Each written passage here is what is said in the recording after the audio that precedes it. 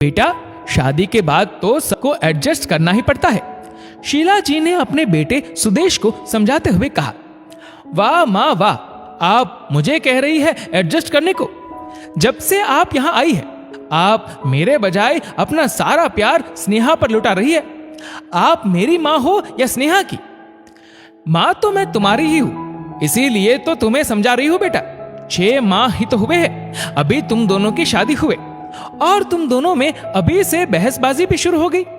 जब से मैं गांव से आई हूं, तुम दोनों के बीच तनाव देख रही हूं। शीला जी अपने पति के साथ गांव में रहती है और अभी पिछले हफ्ते ही बेटे बहू से मिलने शहर आई है।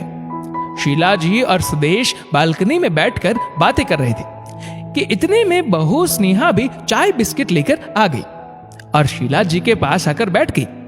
स्नेहा को सामने देख सुदेश ये कहते हुए वहां से उठ गया।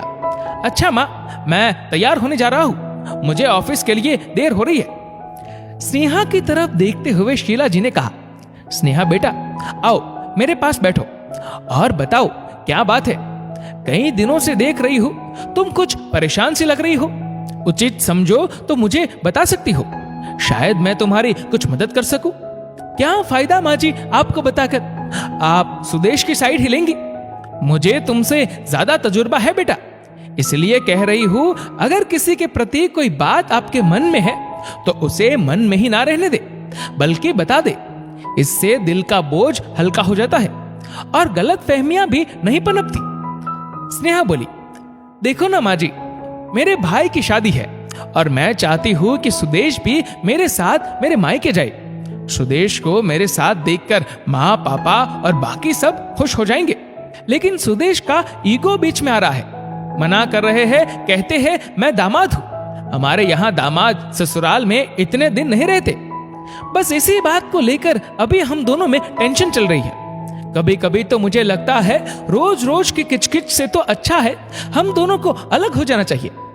बेटा, शादी बहुत खूबसूरत रिश्ता है, ये 7 जन्मों का बंधन है, कोई मजाक नहीं जो छोटी छोटी बातों पर खत्म हो जाए। शाम को जब सुदेश आएगा तब मैं उसे समझाऊंगी बेटा, पर तुम्हें भी एक बात कहना चाहूंगी। तुम दोनों अलग अलग परिवेश में पले बड़े हो, हर व्यक्ति का स्वभाव अलग होता है। तुम दोनों को ही एक दूसरे को समझते हुए थोड़ा थोड़ा एडजस्ट करना चाहिए, तभी तुम्हारी गृहस्थी की गाड़ी बिना किसी रुकावट के सीधे ट्रैक पर चलेगी। माँ जी, मैं तो बिल्कुल नहीं चाहती हूं कि हमारे बीच कोई विवाद हो, पर थोड़ा तो इन्हें भी मेरा मान रखना चाहिए ना। क्या लड़कियों को ही हर वक्त एडजस्ट करना चाहिए? अच्छा माँ जी, मैं भी ऑफिस के लिए लेट हो रही हूं। इतना कहते हुए स्नेहा भी ऑफिस के लिए निकल गई। शाम को सुदेश जब ऑफिस से आया तो शीला जी ने उसे अपने पास बैठाकर समझाते हुए कहा, बेटा, स्नेहा ने मुझे तुम दोनों के बीच चल रहे तनाव के बारे में बताया। क्या प्रॉब्लम है यदि तुम उसके साथ चले जाओगे तो? तुम उसके साथ जाओगे तो उसे खुशी मिलेगी। माँ, मैंने तो कभी पापा को नहीं देखा कि वह 4 दिन नाना जी के यहाँ कभी रुके हो, फिर आप मुझे क्यों 4 दिन पहले अपने ससुराल जाने का कह रही हो? सुदेश बोला, बेटा, तुम्हारे पापा नहीं रुकते थे वहां, लेकिन उनकी ये बात मुझे कितनी तकलीफ देती थी ये मैं ही जानती हूं। पर वह जमाना अलग था, तब लड़कियों की शादी माँ पिताजी की मर्जी से होती थी, लड़कियां करियर ओरिएंटेड नहीं होती थी, इसलिए पति और ससुराल वालों के द्वारा दिए गए हर दर्द को सह लेती थी। पति से अलग होने के बारे में सोचती तक नहीं थी। लेकिन अब लड़कियां करियर ओरिएंटेड होती है, यानी आर्थिक रूप से मजबूत। बेटा, आजकल तो पति पत्नी में छोटी छोटी बात पे कहासुनी हो जाती है, तलाक होते हैं।